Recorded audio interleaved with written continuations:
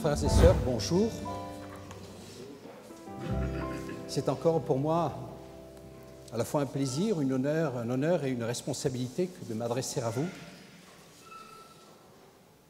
J'ai proposé un titre à cette prédication, à cette réflexion avec vous, c'est « Ma grâce te suffit ».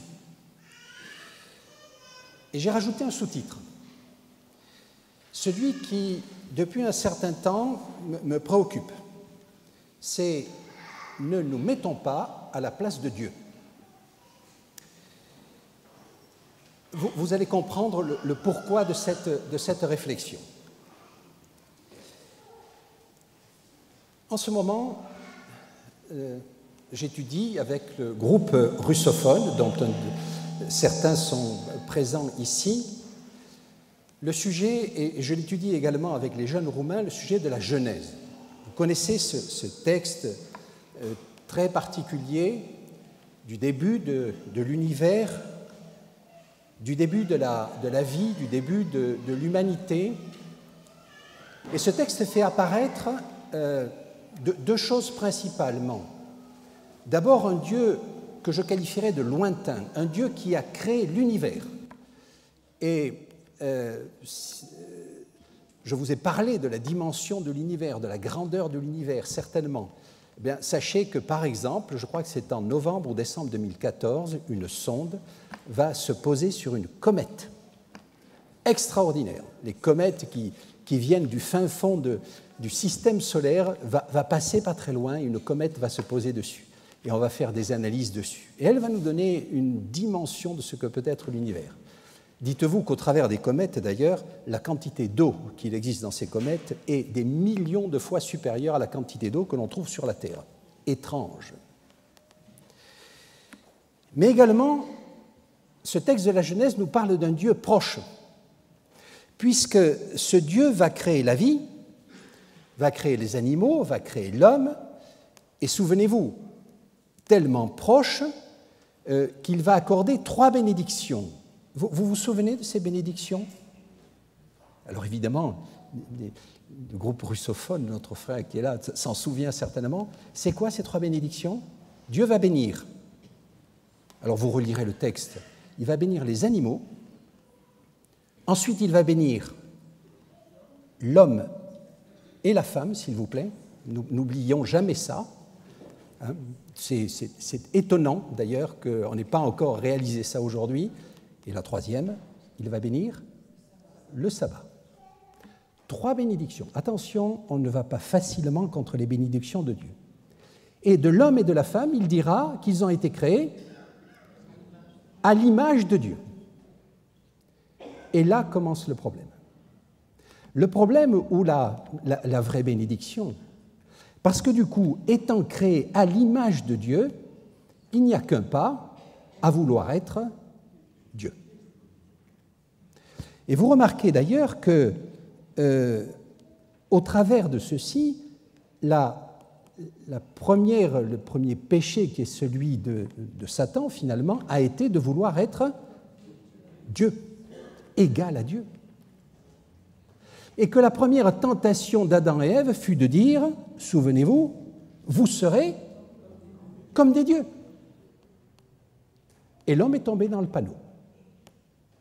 Et donc ce que je vous propose aujourd'hui, c'est de regarder d'abord dans l'Ancien Testament et dans le Nouveau Testament des hommes qui finalement pouvaient être proches de Dieu et sont tombés dans ce piège, qui indirectement ont pris le nom de l'Éternel Dieu en vain parce qu'ils se sont mis, pas forcément en le voulant, mais dans une position de se mettre égal à Dieu.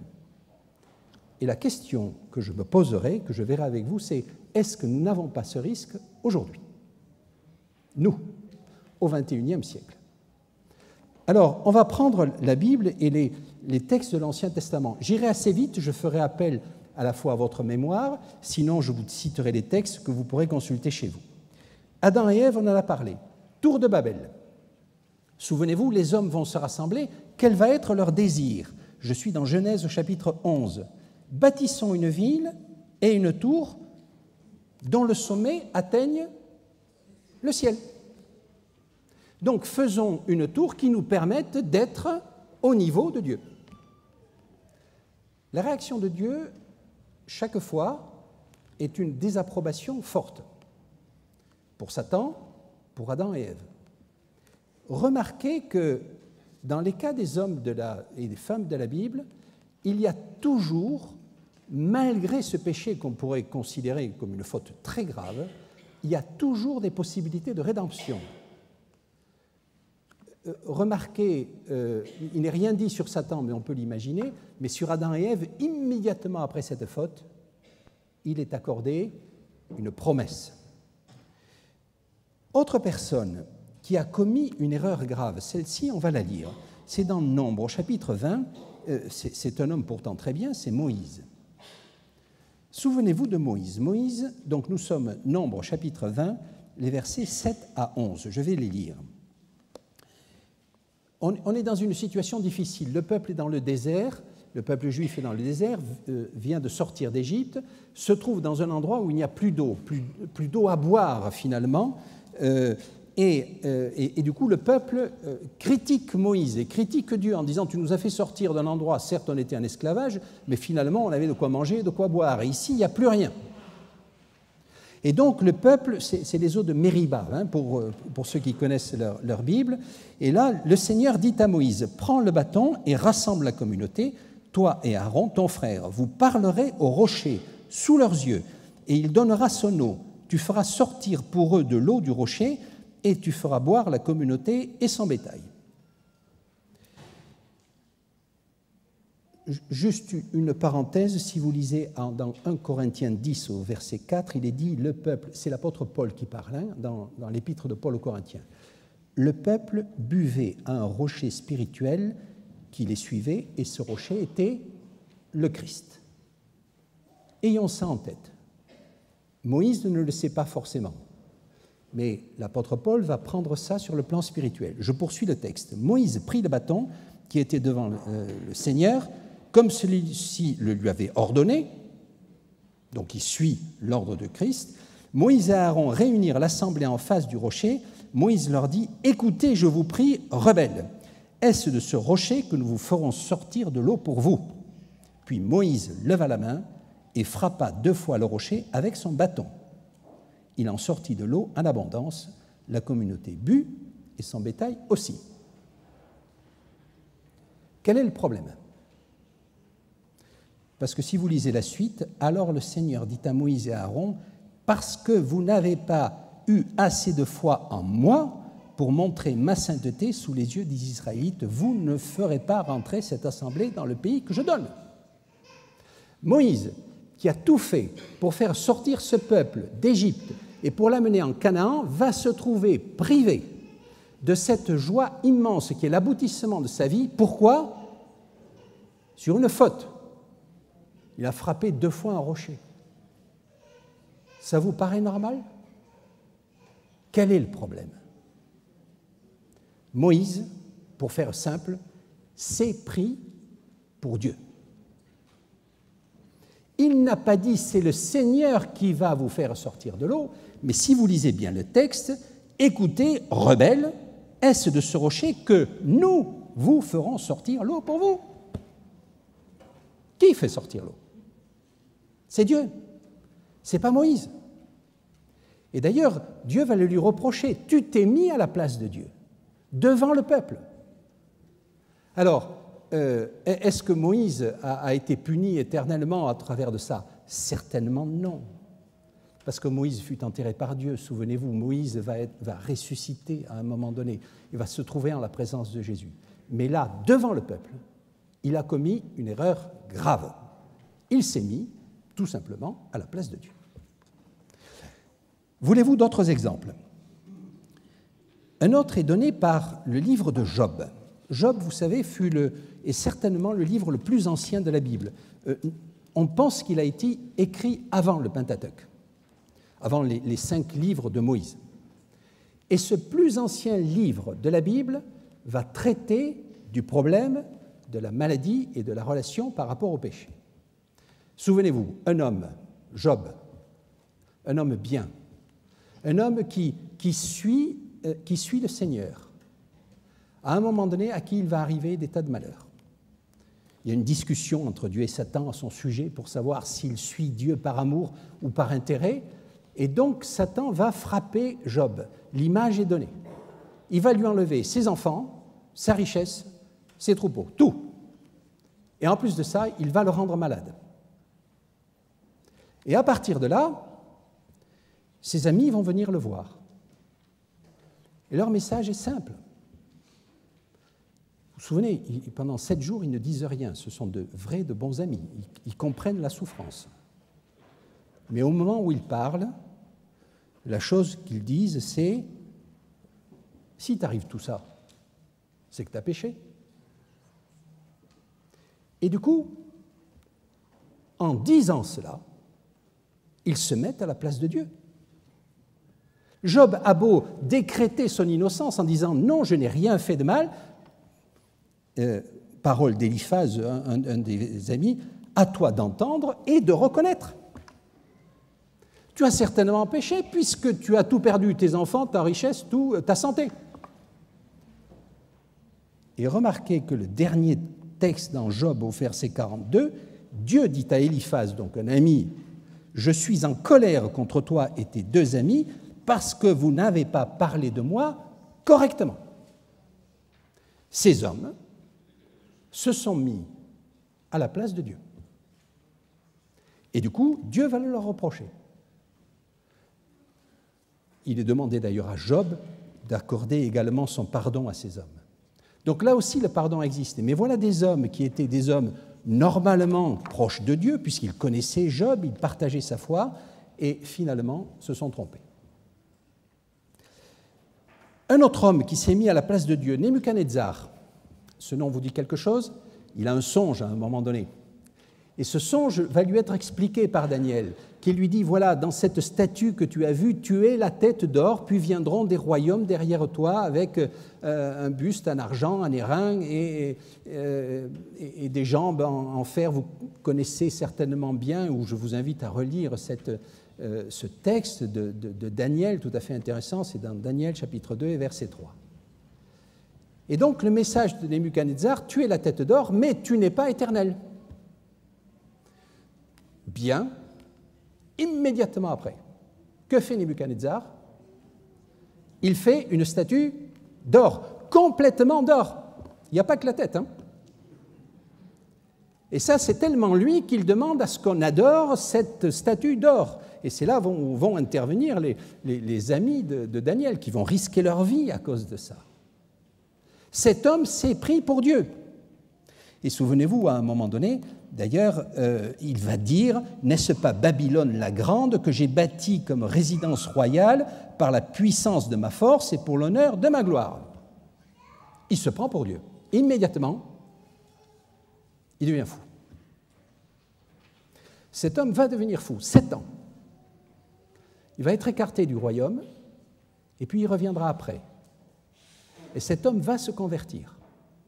N'oubliez pas, Nebuchadnezzar va faire une prière que je vous invite à lire et à relire, remarquable, reconnaissant la suprématie de Dieu. Cet homme s'est pris pour Dieu, et Dieu lui a dit, tu te prends pour Dieu, très bien. Voilà, tu es devenu fou. Il le reconnaît. Et il va être enchaîné, tellement il est un fou furieux. Le Très-Haut est maître de la royauté des hommes et il la donne à qui il veut. Tu n'es pas Dieu, Nebuchadnezzar. Le dernier est un texte aussi que nous connaissons bien. Je vous citerai ceci et puis je m'arrêterai dans ces exemples pour vous dire que des hommes de Dieu n'ont pas été à l'abri de cette tentation. On est dans Matthieu, au chapitre 16, les versets 21 à 23. Jésus annonce à ses disciples qu'il va mourir. Et ses disciples ont beaucoup de mal à comprendre cette situation. Vous vous souvenez, ils ont envie de croire que Jésus va être le Messie qui va les libérer de l'emprise des Romains. Et du coup, il ne peut pas mourir, c'est évident.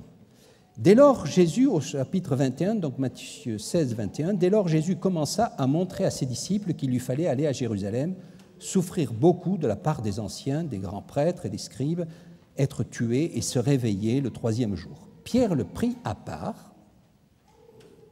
Enfin, c'est un gars sérieux, Pierre, ancien chef d'entreprise, et se mit à le rabrouer en disant « Dieu t'en préserve, Seigneur, cela ne t'arrivera jamais. » Mais lui, donc Jésus, se retourna et dit à Pierre « Va-t'en derrière moi, Satan, tu es pour moi une cause de chute, car tu ne penses pas comme Dieu, mais comme les humains. » Attendez, c'est dur quand même pour Pierre. Pierre est de bonne foi, je dirais. Il dit « Attends, tu ne vas pas mourir, on sera là, on va te défendre. » Et Jésus lui dit « Tu fais l'œuvre de Satan en me disant ça. » Pierre va être pardonné de ça. Mais pourquoi cette situation? C'est parce que, sans le savoir, encore une fois, Pierre va se mettre dans une position de définir quelle doit être la mission de Jésus-Christ. Il se met à la place de Dieu. Et du coup, il fait l'œuvre de Satan au travers de ceci, puisque dans la mission de Jésus, il y avait le fait de donner sa vie pour l'humanité. Encore une fois, je fais simple. Et donc, on voit bien que chaque fois, dans ces positions où l'homme volontairement, comme Nebuchadnezzar, ou involontairement, comme Moïse et ici Pierre, se mettent dans des positions d'être à la place de Dieu, chaque fois, ça ne va pas. Alors, ma question, c'est est-ce que nous sommes à l'abri de ce genre d'attitude, qui manifestement est sérieuse, je crois, et sur laquelle il faut faire attention. J'ai envie de dire, je vais vous donner quelques paroles, d'abord, qui me paraissent, sur lesquelles il faut que nous soyons vigilants quand nous les prononçons, parce que derrière ça, on peut être très mal compris. Et d'autre part, je prendrai un exemple très particulier sur lequel j'insisterai. Premier état, si vous lisez dans Jean 14, 6, Jésus dit « Je suis le chemin, la vérité et la vie ». Vous connaissez bien ce texte. Et donc, je nous dis, attention, lorsque nous disons ou lorsque nous pensons ou lorsque, indirectement, sans y faire très attention, nous disons, alors je vais pousser, j'ai la vérité. Si vous allez jusqu'au bout du raisonnement, j'ai la vérité veut dire j'ai Jésus-Christ. Je possède Dieu, je suis à la place de Dieu. Faisons très attention à ça. On peut être sur le chemin de la vérité, mais ne pas dire « j'ai la vérité », puisque « je suis la vérité », c'est Jésus qui a la vérité. Ce n'est pas notre croyance, ce n'est pas nous. D'autres paroles sur lesquelles il faut que nous fassions attention. Lorsque nous parlons, nous appliquons parfois à Dieu nos propres sentiments. On parle de la colère de Dieu. Qu'en savez-vous? Qu'est-ce que j'en sais, moi, de la colère de Dieu? N'oubliez pas, Dieu dit « mes pensées ne sont pas vos pensées. Mes sentiments ne sont pas vos sentiments. » Et donc, c'est quoi la colère de Dieu? C'est quoi la vengeance de Dieu? C'est quoi la punition de Dieu? Dieu a créé l'univers. Hein? C'est à la fois un Dieu très loin, un Dieu très proche. Certes, nous sommes à sa ressemblance, mais nos sentiments ne sont pas forcément à sa ressemblance. Une autre expression ou une question, alors les questions sont plus faciles à poser. Que fait Dieu? Où est Dieu? Là aussi, faisons attention.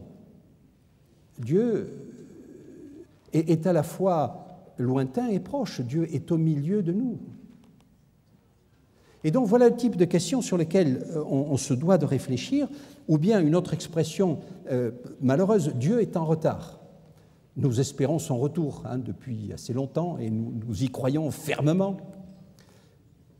Et j'entends parfois Dieu est en retard. Je dis attention, Dieu n'est jamais en retard. Dieu est dans son temps. Moi, je peux être en retard, mais Dieu n'est jamais en retard. Et donc, attention à ces expressions. Si je dis Dieu est en retard, je me mets à sa place. Dis, tu as vu, il est en retard. Il n'est pas en retard. Jamais. Restons à notre place et laissons-le à sa place. Alors, je vais juste rentrer maintenant dans un sujet précis, qui est le jugement. Il existe un principe clair dans la Bible, c'est ne pas juger les hommes. On a la possibilité de juger des circonstances, des événements, mais on n'a pas à juger les hommes. Si vous prenez des textes de Jean, je n'en citerai que deux pour être court. Le premier se trouve dans Jean au chapitre 5, les versets 24 à 28. Jésus parle, et parle de son autorité. Il dit « Amen, Amen ». Quand on commence par « Amen », ça veut dire « c'est certain ». Ce que je vais vous dire, écoutez-moi bien. Je vous le dis, c'est Jésus qui parle, hein, « Celui qui entend ma parole et qui croit celui qui m'a envoyé a la vie éternelle. Il ne vient pas en jugement. Il est passé de la mort à la vie. » Amen, Amen. Encore une fois, je confirme. Je vous le dis, l'heure vient, et c'est maintenant, où les morts entendront la voix du Fils de Dieu, et ceux qui l'ont entendu vivront. En effet, tout comme le Père a la vie en lui-même, ainsi il a donné au Fils d'avoir la vie en lui-même. Qui a la vie? C'est Dieu qui l'a donnée en Jésus. Ce n'est pas en l'homme. Et il lui a donné, donc au Fils, le pouvoir de faire le jugement parce qu'il est Fils de l'homme. Ne vous étonnez pas, car l'heure vient où tous ceux qui sont dans les tombeaux entendront sa voix et sortiront, ceux qui ont fait le bien pour une résurrection de vie, ceux qui auront pratiqué le mal pour une résurrection de jugement. Le jugement a été confié par Dieu à Jésus. C'est clair. Et donc, au travers de ceci, ça n'a pas été confié à l'homme. Donc le jugement va lui appartenir. Un autre texte un peu avant, Jean 3, 17, qui confirme ceci, en disant d'ailleurs quelque chose de très fort, « Dieu, en effet, n'a pas envoyé son Fils dans le monde pour juger le monde, mais pour que le monde soit sauvé. » La mission, l'Évangile, ce n'est pas de juger le monde, c'est que le monde soit sauvé. Je reconnais, chers frères et sœurs, que ceci est un peu basique, mais je crois qu'il faut de temps en temps le dire. Il y a aujourd'hui un risque présent, et je vais le qualifier directement, c'est la théologie de la prospérité. Avez-vous entendu parler de la théologie de la prospérité? Alors, si vous n'en avez pas entendu parler, vous allez en entendre parler dans l'année 2015, parce que va venir à Paris une évangélique américaine qui s'appelle Joyce Meyer, et des grandes réunions vont se passer vraisemblablement au Palais des Congrès. Elle est de mouvance pentecôtiste charismatique. Je résume sa pensée. Je la résume, je la simplifie certainement, mais ceci pour nous faire avancer. Elle dit la chose suivante. Elle n'est pas la seule, hein. Elle réunit des assemblées de 10 000, 20 000, 30 000 personnes, un peu les méga-churches américaines. Là, ça vous dit peut-être quelque chose, ou un peu mieux, des grands rassemblements. L'idée est la suivante. Si vous avez la foi, vous serez riche, vous serez en bonne santé et vous aurez du succès. Je répète, si vous avez la foi, vous serez riche, en bonne santé et vous aurez du succès. C'est un mouvement qui se développe fortement en Afrique, en Amérique du Sud, un peu aux États-Unis maintenant, au travers de ces méga-churches, et qui est en train de venir au niveau de l'Europe. Je pense que c'est un problème sérieux parce que, au travers de ceci, imaginez l'énorme culpabilité des gens qui, j'allais dire comme moi, sont malades. Parce qu'il est évident que si vous avez la foi, vous devrez être riche, en bonne santé et avoir du succès. Si vous êtes malade, c'est que vous n'avez pas la foi. Et si vous n'avez pas la foi, c'est que vous avez péché. Et vous voyez immédiatement qu'au travers de ceci est en train de se profiler un positionnement je mets à la place de Dieu puisque je juge. Je juge que vous n'avez pas la foi puisque vous n'êtes pas guéri. Ou je juge que vous n'avez pas la foi puisque vous n'êtes pas riche et que vous n'avez pas du succès. Alors c'est vrai que ça produit la richesse des orateurs et des prédicateurs, puisque en fait l'idée est de dire, eh bien, misez dans la miséricorde de Dieu, donc donnez à Dieu, il aura l'obligation de vous répondre. Et il aura l'obligation de vous répondre au centuple. Donc si vous misez 100, vous obtiendrez 10 000, à la fois en termes matériels et en termes de santé. Alors évidemment, les 100 que vous misez vont enrichir le prédicateur, ça va de soi. Elle a quand même 700 personnes qui travaillent pour elle, cette personne, avec des grands effets de communication. Soyons clairs, c'est une paganisation de la foi. Et donc, au travers de ceci, ce n'est pas Dieu qui est mis en avant, c'est la foi de l'homme. Et donc, l'expression, c'est exprimer votre foi, voilà. Et puis, si vous n'avez pas la foi, ben, vous ne serez ni riche, ni en bonne santé, ni vous n'aurez pas du succès. C'est vraiment contre l'Évangile. Et j'ai envie de vous dire, et de vous citer 2 ou 3 textes par rapport à ça. Je suis très étonné que ce type de théologie de la prospérité puisse prospérer, finalement. Évidemment, ceci est entouré d'un certain nombre de messages qui, finalement, ne sont pas tous mauvais, mais sur le fond, je suis très remonté. Prenons d'abord l'exemple de Paul, qui a été cité en lecture de Corinthiens 6, verset 9. Vous vous souvenez, l'expérience, le contexte. Paul a un problème. Il a un problème physique, il a une santé défaillante, il a un problème avec ses yeux. Depuis son chemin de Damas, ses yeux ont été brûlés, il a eu des croûtes qui sont tombées de ses yeux et il a les yeux fragiles. Cet homme a les yeux purulents, il n'est pas beau à voir et ça le gêne considérablement dans son message. Et du coup, il a dans l'idée que s'il était un peu plus présentable, finalement, ce message passerait mieux. Et du coup, il va prier. Il va prier pour une guérison physique. Que ses yeux ne coulent plus, qu'ils soient plus accessible à la population. Ça part d'un bon sentiment, encore une fois. Quelle est la réponse de Dieu? Ma grâce te suffit. Va-t-il être guéri? La réponse, soyons clairs, est non. A-t-il la foi? Oui, cet homme a la foi. Cet homme à la foi n'est pas guéri. C'est donc en contradiction formelle avec la théologie de la prospérité. Maintenant, autre question. Est-ce que Paul a été exaucé? La réponse est oui. La réponse est oui. Paul a été exaucé. C'est quoi la prière? J'ai envie de vous dire, là, pour faire simple, la prière, elle se vit dans la relation, dans la confiance avec Dieu, dans la soumission à Dieu et dans l'attente de son action. On n'a pas la raison pour laquelle il n'a pas été exaucé sur le plan de la santé, mais indirectement, il la donne. Il dit lui-même aussi pour que je ne sois pas trop orgueilleux. C'est lui qui le dit, c'est pas moi.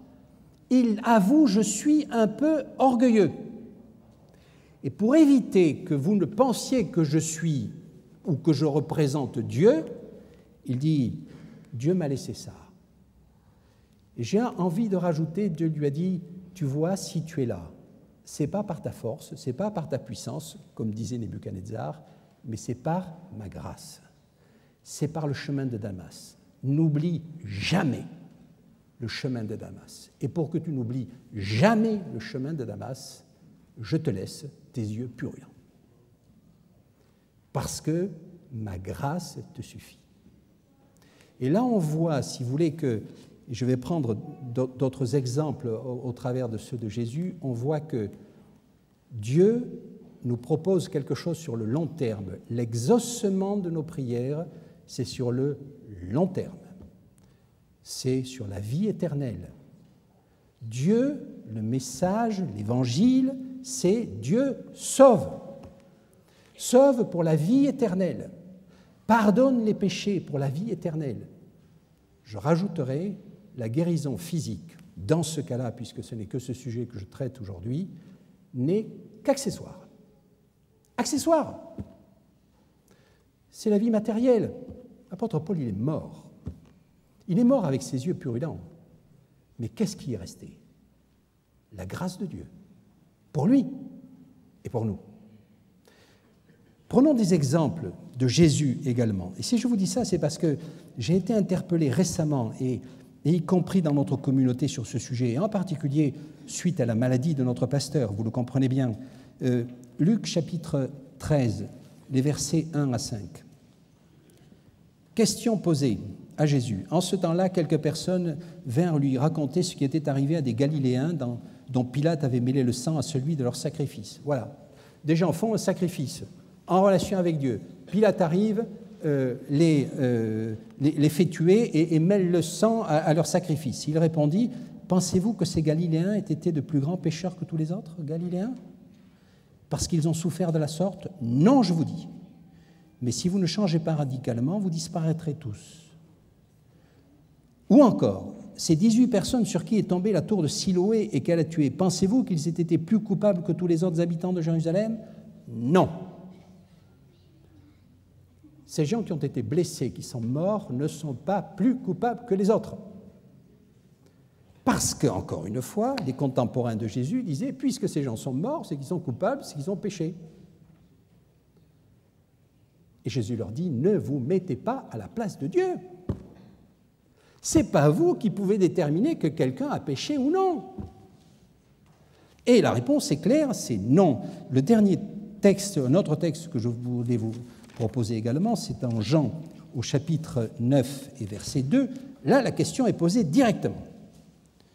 Jean 9, verset 2. En passant, il vit un homme aveugle de naissance. Ses disciples lui demandèrent. La question est simple, hein? Rabbi, qui a péché, lui ou ses parents, pour qu'il soit né aveugle? Il est aveugle, donc il a péché. On est en plein dans la théologie de la prospérité. Hein? Tu es malade, donc tu as péché. Tu es handicapé, donc tu as péché. Tu n'as pas la foi. Réponse de Jésus. Ce n'est pas que lui ou ses parents aient péché. Voilà. Vous vous mettez à la place de Dieu, ce n'est pas à vous de déterminer que lui ou ses parents ont péché. Et d'ailleurs, à preuve, c'est que je vous dis que ce n'est pas ni lui ni ses parents qui aient péché. Mais c'est pour que les œuvres de Dieu soient accomplies. Et donc, encore une fois, il fait une séparation totale, comme le fait le livre de Job d'ailleurs. J'ai aussi du mal à comprendre comment ces défenseurs de la théologie de la prospérité arrivent à expliquer Job. Voilà un homme qui n'a pas péché et qui pourtant est malade.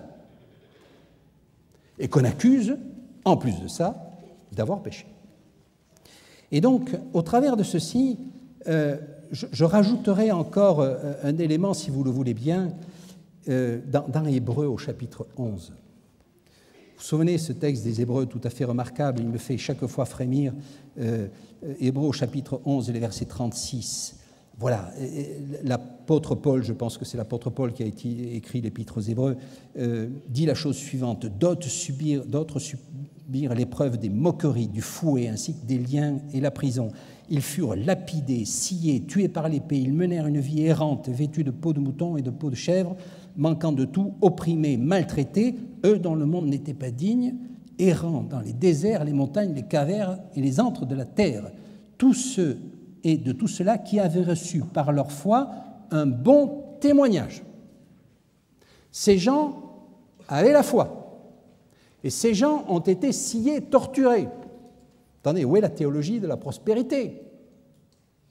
Ils ont prié pour être délivrés de ça. Ils n'ont pas été délivrés.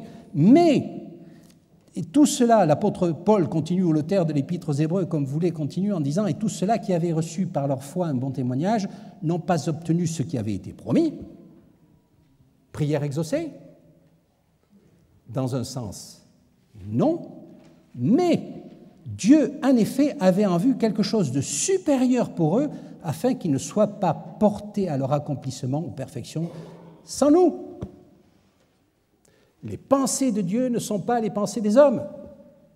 Vis-à-vis des hommes, ils ont tout perdu. Vis-à-vis de Dieu, ils ont tout gagné. Ils sont dans la mémoire de Dieu. Je voulais vous citer ces textes parce que, aujourd'hui, ça me semble important face à ce que nous allons vivre peut-être prochainement. Je voudrais terminer en vous disant la chose suivante. Et ça peut être une question, mais finalement, chers frères, si la maladie n'est qu'un effet secondaire sur cette terre et que l'essentiel, c'est le salut, comme nous venons de le voir, et de la grâce, à quoi ça sert de prier pour les malades? Parce que Jacques dit priez les uns pour les autres et priez pour les malades.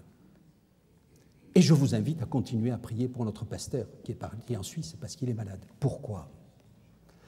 Parce que Dieu peut aussi intervenir dans la maladie. Souvenez-vous, cet homme paralytique qu'on fait passer par le toit pour descendre devant Jésus. Que dit Jésus à cet homme? À cause de la foi de ses amis, d'ailleurs, remarquez bien, qui ont cassé un toit pour le faire descendre, il lui dit « Tes péchés te sont pardonnés. » Point barre. C'est ça le cœur. Des gens disent « Mais attendez, c'est quoi? Il pardonne les péchés ?» Mais seul Dieu pardonne les péchés. C'est vrai, ils ont raison.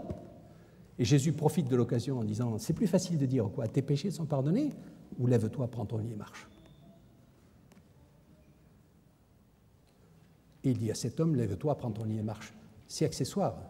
Ça montre aux pharisiens qui étaient là que Jésus avait le pouvoir de pardonner les péchés, donc qu'il était Dieu. Mais l'essentiel, c'était le pardon des péchés, parce que cet homme paralytique est mort depuis. Mais par contre, ce qui reste, c'est que ses péchés ont été pardonnés et que le salut était présent pour lui, aujourd'hui. Et j'ose croire qu'il est aujourd'hui encore dans la mémoire du Seigneur pour être sauvé. Et donc c'est ça le point essentiel. Et j'ai envie de vous dire, oui, prions pour les malades. Dieu peut les accompagner, mais ceci veut dire aussi que nous allons être co-responsables vis-à-vis de ces malades. Il faut que nous les accompagnions. Il existe des visiteurs d'hôpitaux, des aumôniers d'hôpitaux. Il existe nos amis. Ils ont besoin de réconfort aussi parce qu'ils sont malades. Et la simple présence suffit par rapport à ça. J'ai envie de vous dire aussi, prions pour qu'il y ait plus d'hôpitaux, parce que c'est là où on guérit. Je vois que le temps passe, mais je ne résiste pas au plaisir de vous le dire. 3 émissions viennent de passer très récemment sur les ondes françaises. Grande écoute. La première, vous l'avez certainement écoutée, Loma Linda. Tiens, une émission sur à la fois les hôpitaux, les maisons de retraite, l'art de bien vieillir, le régime alimentaire, la prévention. Voilà, à Loma Linda, la population vit en moyenne 7-8 ans de plus que la population américaine, et dans de bien meilleures conditions. La prévention que nous faisons. Je suis très fier d'appartenir à l'Église adventiste pour ça. Deuxième chose. Il est passé une émission sur les écoles, ces enfants qui vont dans les écoles dans des conditions difficiles. Certains, dans tous les pays du monde, mettent 2-3 heures pour aller à l'école, dans des conditions risquées. Et dans un des endroits, ils allaient à l'école, et cette école, dans un endroit perdu qui accueillait ces enfants, était une école adventiste. Je suis fier d'appartenir à une communauté qui fait de la formation au niveau des écoles. Le troisième était une émission sur un village complètement désolé, quelque part en Amérique du Sud, qui subissait à la fois des intempéries, sécheresses et inondations. La seule ONG qui était là-bas, c'était ADRA. Je suis fier d'appartenir à une église qui également développe ADRA. Je sais d'ailleurs qu'il y a aujourd'hui dans cette assemblée des frères, et nous en reparlerons, qui viennent justement des professeurs d'université, qui ont parlé en Roumanie de prévention. Prions pour cela. Prions pour les malades. Mais attention, la réponse appartient à Dieu et à Dieu seul. Et surtout, par pitié, ne dites jamais à quelqu'un « Puisque tu es malade, c'est parce que tu as péché. » On a tous péché, c'est sûr. Puis j'ai envie de vous dire, si vous vous croyez en bonne santé, faites attention. Tout homme en bonne santé est un malade qui s'ignore, on est bien d'accord.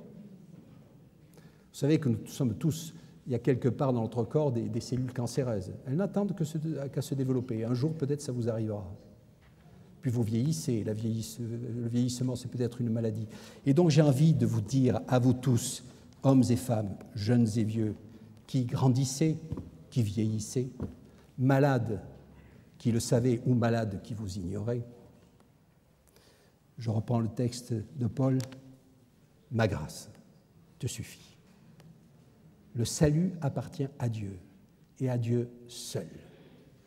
Prions pour nos malades et attendons avec espérance une réponse de Dieu qui sera peut-être pas forcément celle que nous attendons, comme l'apôtre Paul, mais qui ira certainement au-delà de toutes les espérances que nous pouvons avoir, puisqu'elle sera non pas exclusivement pour cette vie, mais pour la vie éternelle.